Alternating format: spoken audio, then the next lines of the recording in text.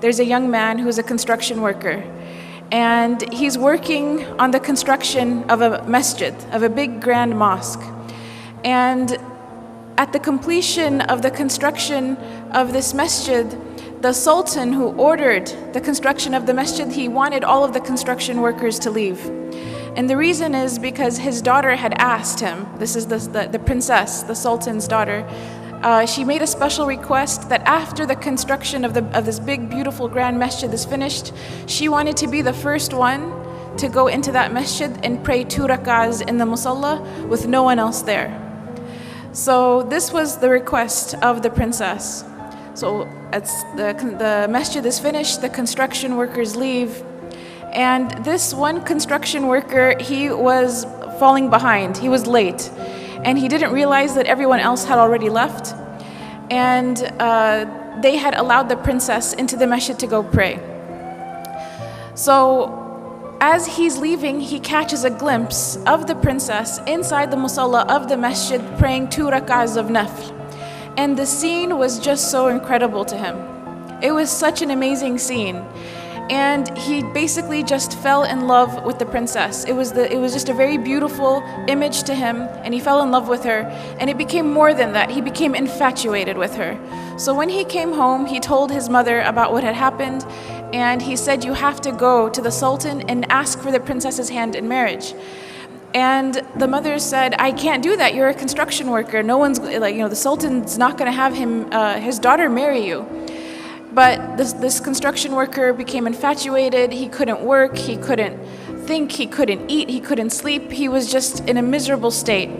And the mother, out of fearing for her son and his well-being, she realized that if she doesn't do something, he may die because he's refusing food and water at this point.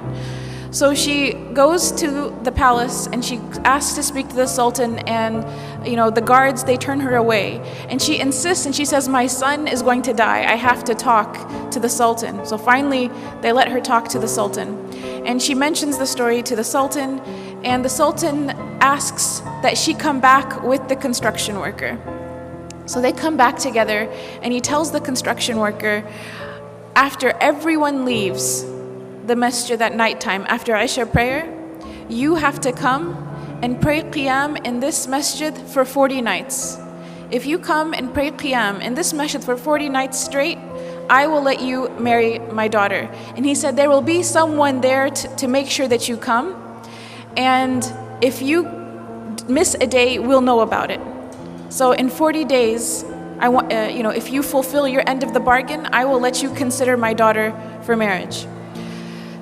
So the construction worker is excited. This is a chance at life. So he goes the first day and he prays qiyam in the masjid after everyone leaves. And he goes the second day and the third. And after a few weeks, he notices that he's getting better.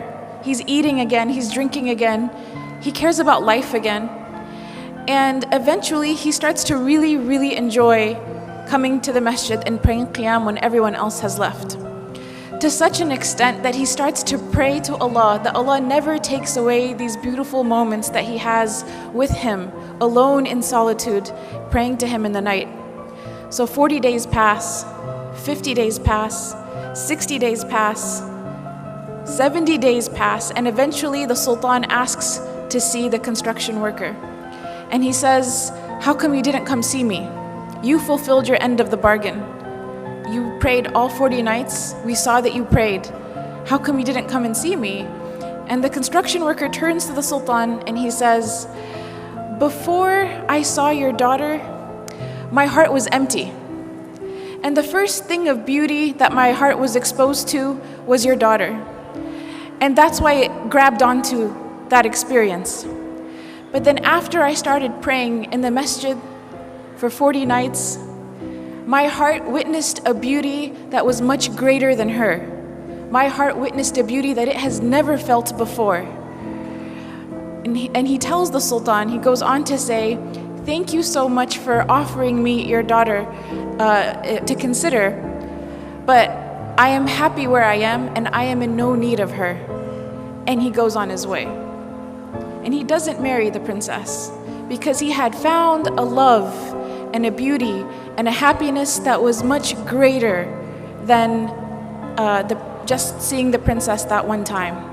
And this was the love of Allah subhanahu wa ta'ala. This is the beauty of a close relationship with Allah subhanahu wa ta'ala. This is something that only the one who has experienced it can really talk about it. Or can, and even if they were to try to talk about it, it doesn't do it justice. And Ibn Taymiyyah, he talked about this. He said, the one who does not enjoy the Jannah of this life will not enjoy the Jannah of the next life. And the scholars talked about what did Ibn Taymiyyah mean. And it's to be in a state where the slave of Allah loves Allah so much and is pleased with their Lord, and Allah loves His servant so much and is pleased with His servant. And this is mentioned in the Quran, radiyallahu anhum wa radu an. This is referring to the companions, but it's this mutual relationship of love with the Creator. When we talk about the categories of sweetness of Iman, to love Allah subhanahu wa ta'ala more than we love everyone and anything else, including ourselves, is something that brings the sweetness of Iman. And you could think, how could loving someone other than myself bring happiness?